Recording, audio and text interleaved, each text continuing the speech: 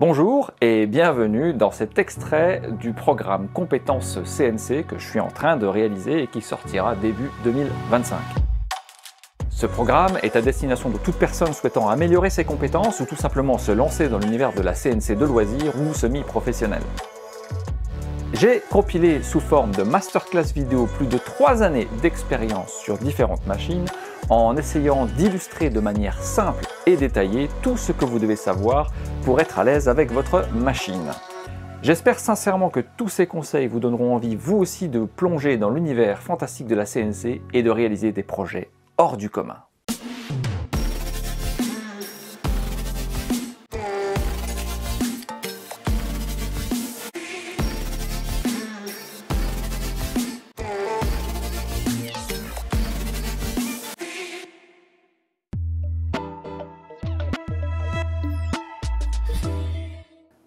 Je vais vous parler un petit peu ici du processus de fabrication, donc du workflow de fabrication que vous allez devoir suivre pour faire marcher votre machine. Parce qu'une fois que vous l'avez reçue, votre machine ne va pas fonctionner toute seule. Il va falloir générer du G-code pour pouvoir la faire fonctionner.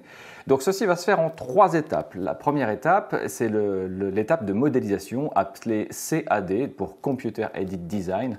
On dit aussi CAO.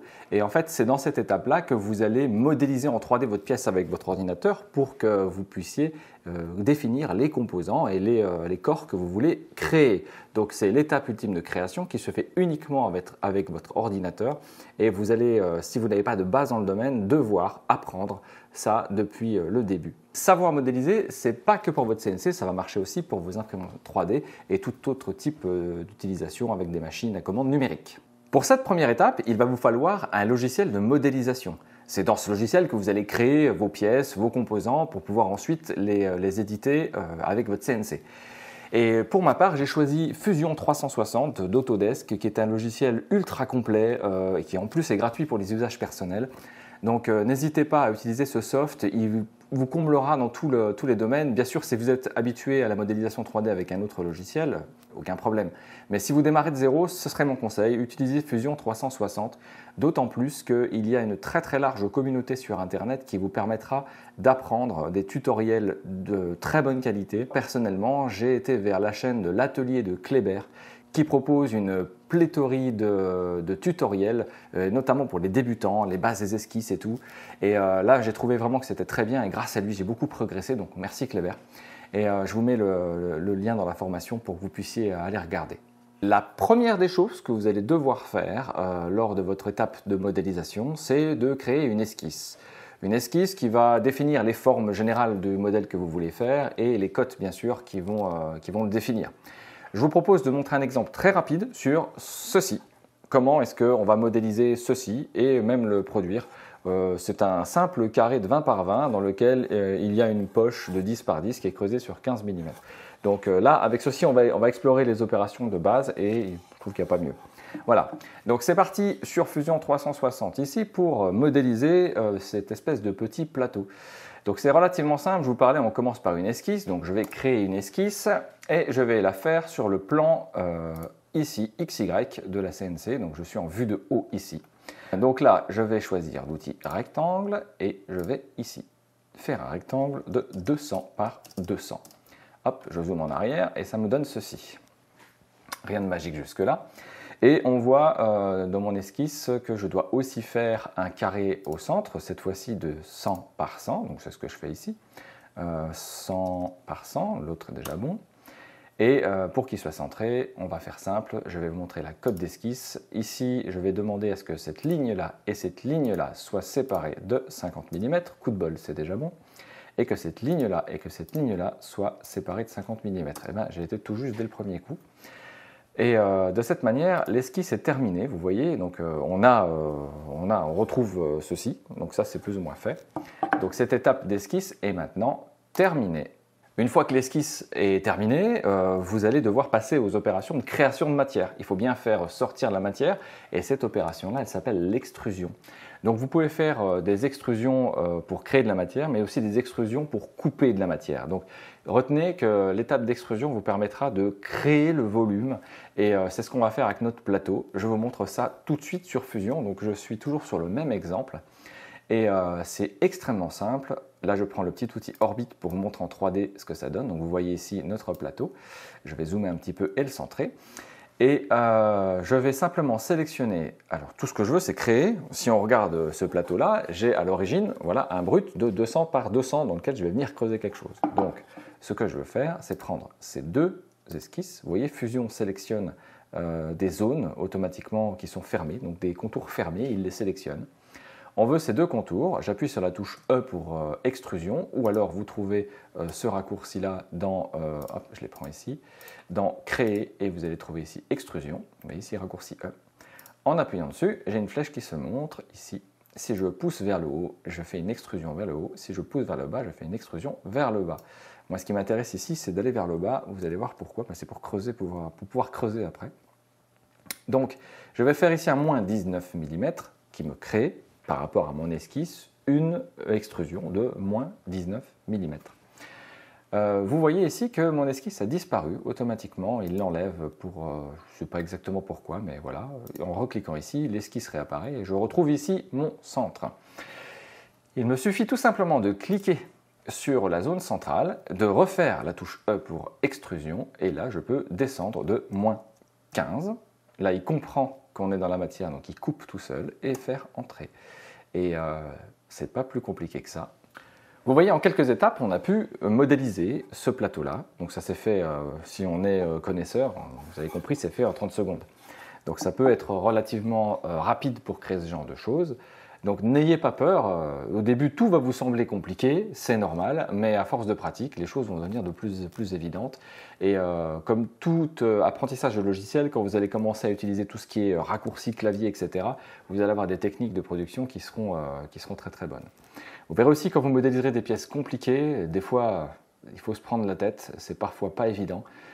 C'est pour ça que je pense que la modélisation est vraiment un métier à part, hein, clairement. Axez-vous sur des choses qui sont plutôt simples à faire, le temps de vous entraîner, de voir un peu comment ça marche. Lorsque vous aurez besoin de plus d'expertise, là, retournez-vous vers des gens qui peuvent vous conseiller et de cette manière-là, vous ne serez pas bloqué dans vos flux de travail. Vous ne pouvez pas être expert en tout ou alors il vous faudra beaucoup de temps pour ça.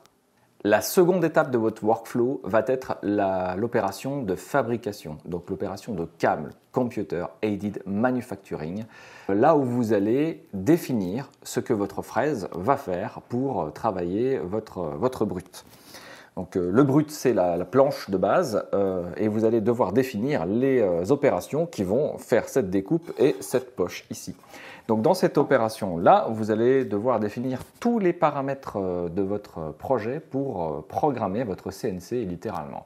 Ça aussi pour moi c'est un métier, c'est vraiment un métier complet, autant que la modélisation d'un côté, mais là ça vous demande une maîtrise de votre machine, vous devez savoir comment les choses vont se produire et de quelle manière vous allez pouvoir faire les choses. Modéliser, des fois, c'est plutôt facile parce qu'on se permet tout et n'importe quoi. Par contre, fabriquer, c'est une autre paire de manches. Donc, dans cette étape, vous allez définir la dimension et les caractéristiques du brut que vous allez poser sur votre CNC, donc du panneau que vous allez mettre dessus, du bois, enfin, ce que vous allez mettre dessus, vous allez devoir définir les épaisseurs, les tailles, les largeurs, etc. Vous allez aussi définir tout ce qui est point d'origine. Il va falloir savoir d'où vous partez sur votre pièce. Les fraises que vous allez utiliser pour les opérations, des fraises de 6 mm, de 3, des fraises en V, des fraises plates, en ronde. Enfin, là, vous allez devoir définir quelles vont être les fraises qui vont être utilisées lors du process de production.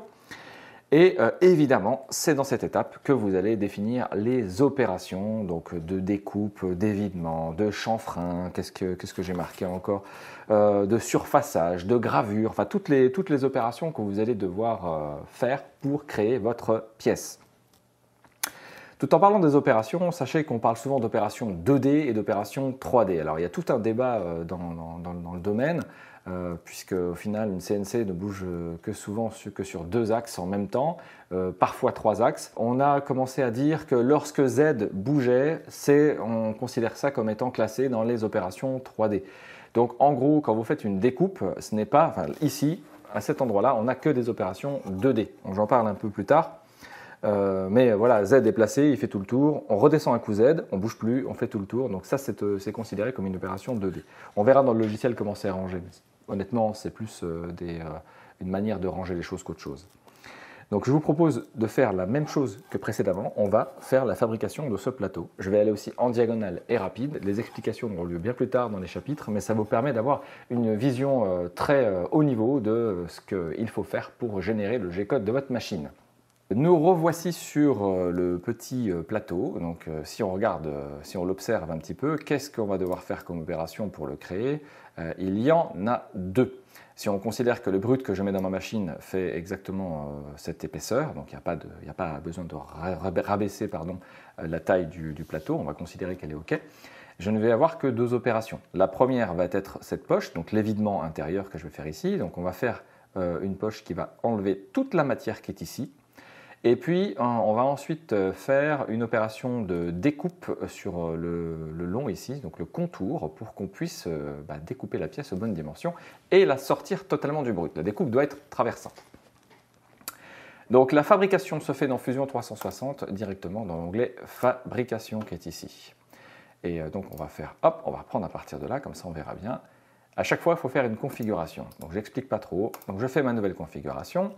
Et je vais lui dire que je veux que mon modèle, on va ici dire par exemple que donc je sélectionne ma machine, déjà, il faut lui dire, je vais le faire avec l'Aureus, et je vais ici sélectionner les dimensions. Moi je dis que j'ai un bout de bois de 50 cm par 50 cm, donc 500 par 500, qui fait une hauteur de 19 mm et qui est en bas. Donc si je fais ça rapidement, qu'est-ce que ça me montre ici? Ça me montre la pièce de bois. Vous voyez ici en jaune, il y a la pièce d'origine, donc le bout de bois que je vais poser sur ma machine, ce qu'on appelle le brut.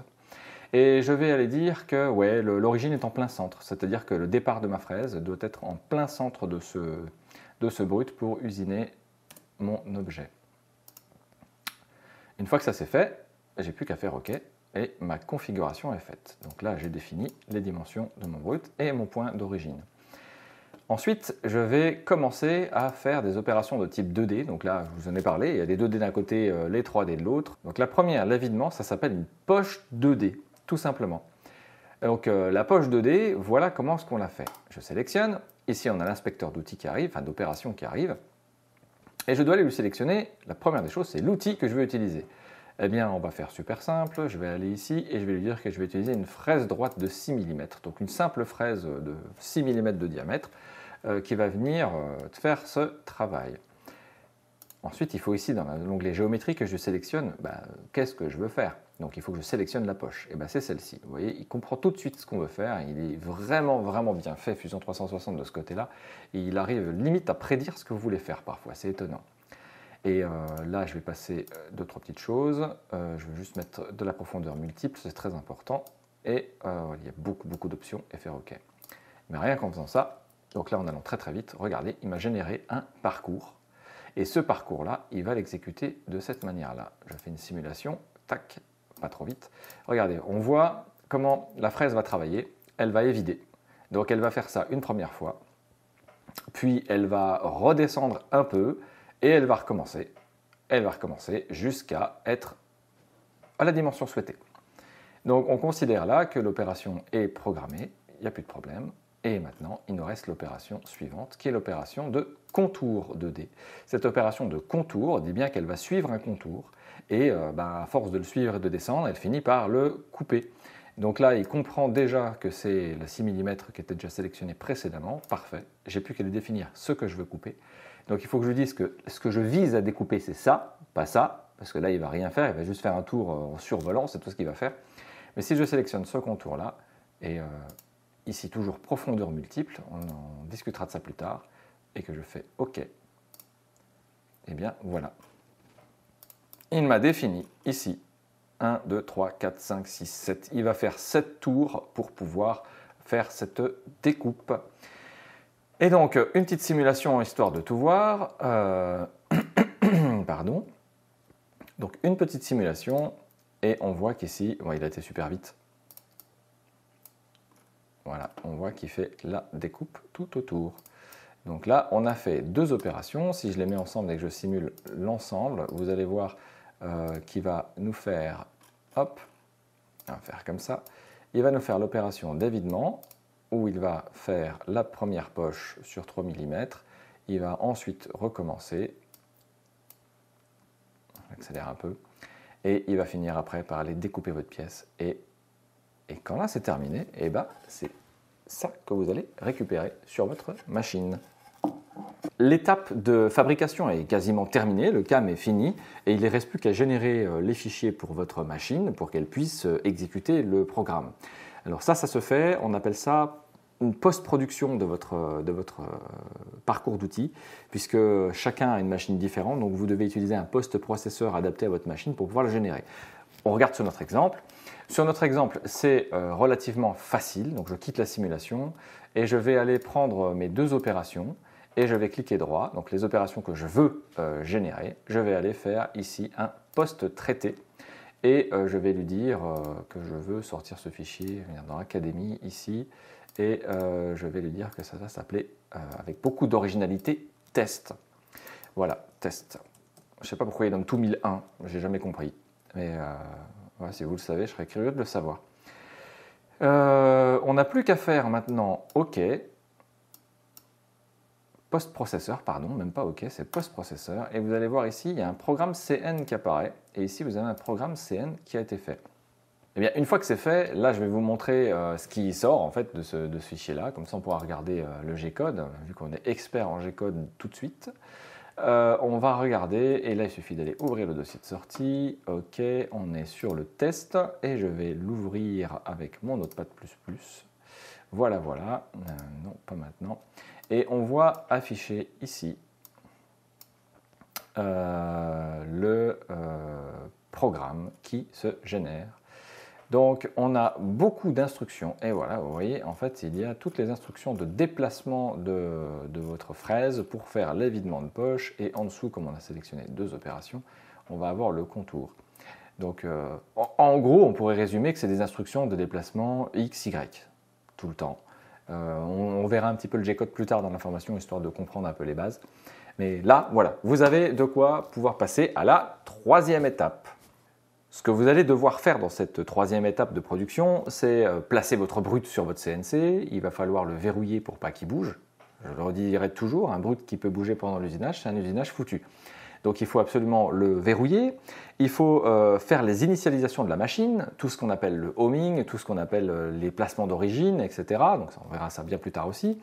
Il va falloir monter les fraises nécessaires, les régler, surtout la profondeur de l'axe Z, enfin, la hauteur de l'axe Z, pour que tout ça se passe bien.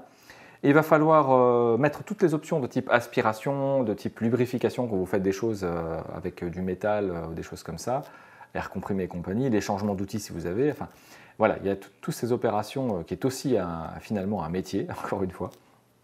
Et après, vous serez à même de pouvoir cliquer sur ce petit bouton Play qui va lancer votre programme. Et là, vous allez pouvoir, en direct, voir se réaliser vos projets, donc ce magnifique plateau, ou tout autre type de projet que vous avez prévu. Et là, vous partez souvent pour des usinages qui durent assez longtemps, mais quand ça marche, c'est vraiment un pur bonheur. Voir les choses se matérialiser, donc on part de la modélisation qui est quelque chose d'abstrait, totalement abstrait, jusqu'à la production physique de votre pièce.